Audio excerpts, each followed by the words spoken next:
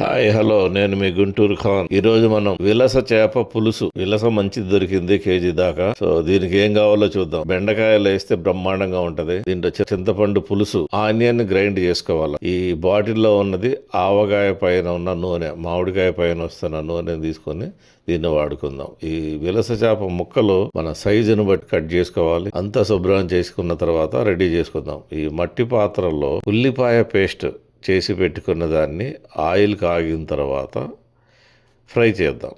ఎంతసేపు ఫ్రై చేయాలంటే అది గోల్డెన్ కలర్కి రాకముందు కొంచెం పచ్చివాసన పోయిన దాకా ఉంచి దీనిలో అల్లం చిన్నుల్లిపాయ పేస్ట్ దీన్ని ఫ్రై చేయాలి. ఎలా ఫ్రై చేయాలంటే మళ్ళీ దీంట్లో ఉన్న వాసన, పచ్చి వాసన మొత్తం పోవాలి. పసుపు, కారం, మనం స్పెషల్గా జీలకర్ర, ధనియాలు వేసిన నూరిన పౌడర్ కూడా వేసి కలుపుకొని ఫ్రై చేసుకుంటే బ్రహ్మాండంగా ఉంటుంది. ఆ స్మెల్, పచ్చివాసన అంతా పోయిన తర్వాత దీనిలో చేయాలి. యాక్చువల్గా విలస దొరికింది మనకి, పులస దొరికింటే బ్రహ్మాండంగా ఉంటుంది. పులసకి చెప్పి పెట్టాము. గోదావరిలో దొరికితే మనకు విలస వస్తుంది. ఈ పులస ఇది కూడా మన లూలు మాల్లో కేజీ చేప దొరికింది. సో ఇప్పుడు మీకోసం చూపిస్తున్నాను.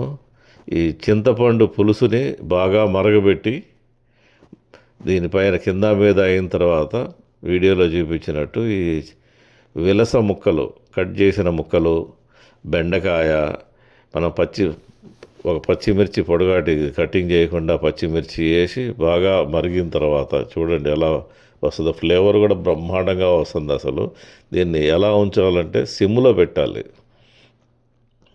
గంటన్నర 2 గంటలైనా పర్లేదు, సిమ్లో పెట్టి అలాగే పెట్టి దాన్ని మూత పెట్టి వదిలేసేయండి. ఆయిల్ చూడండి ఎలా బ్రహ్మాండంగా బయటకు వస్తుందో. సో దీనికి ఎక్స్ట్రా డెకరేషన్ ఏంటంటే కొద్దిగా బటర్ ఏమన్నా ఉంటే చిన్న బటర్ 2 ముక్కలు వేసుకొని బటర్ దాంట్లో వేస్తే అది బ్రహ్మాండంగా అంటే బ్రహ్మాండంగా ఉంటుంది.